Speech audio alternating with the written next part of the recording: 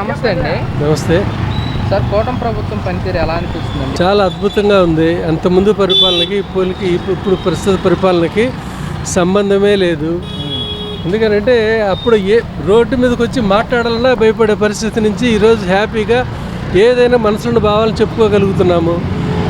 అంతేకాకుండా పవన్ కళ్యాణ్ పరిపాలన అయితే ఇంకా అద్భుతంగా ఉంది.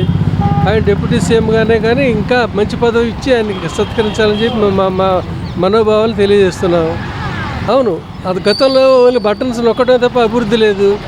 చేసిన అప్పులు తీసుకొచ్చి అందులో నొక్కేసి సగం వేసేసి తూతు మంత్రం చేశారు. మరి ఆ బొక్కలని పుచ్చాలి కదా. ఇప్పుడు మరి ప్రభుత్వ కార్యాలయాలే తాకట్లు పెట్టారు.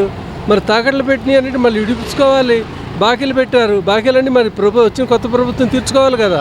అవి తీర్చుకోవటం, ఈ కార్యక్రమాలన్నీ పూర్తి చేసుకుంటే మరి తన ఖజానాలో డబ్బు ఉండాలి కదా.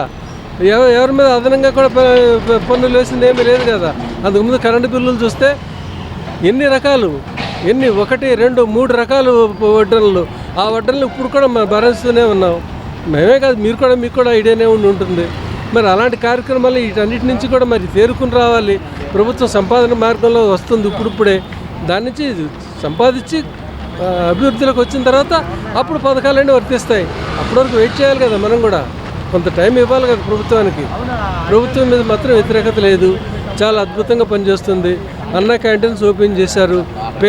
పేదవాళ్ళు చూడండి, కాసేపుకి అక్కడ మార్కెట్ అక్కడ ఉంటారు, ఎంతమంది ఉంటారో చూడండి. వాళ్ళందరికీ కడుపు నింపుతున్నారు కదా. అంతకుముందు ప్రభుత్వం నిర్మించిన దాన్ని వృధాగా తగలబెట్టేశారు.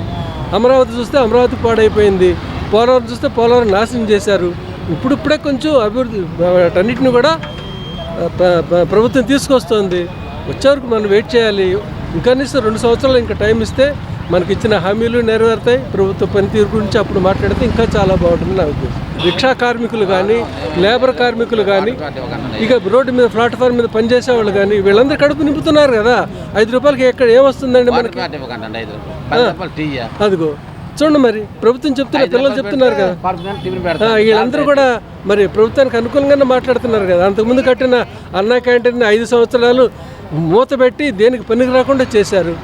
వీళ్ళు వచ్చిన 1-2 నెలల్లోనే దాన్ని ఓపెన్ చేశారు. ఇంకా చాలా ఓపెన్ చేశారు. చాలామంది ఇప్పుడు అందరూ తినాల్సిన అవసరం లేదు. పేదవాళ్ళు ఉన్నారు ఎంతోమంది. రోడ్డు కార్మికులు చూడండి, రోడ్డు మీద కనిపిస్తున్న కార్మికులు వీళ్ళందరూ కూడా 5 రూపాయలు ఇచ్చి శుభ్రంగా తింటున్నారు. అది చాలు కదా ప్రభుత్వానికి.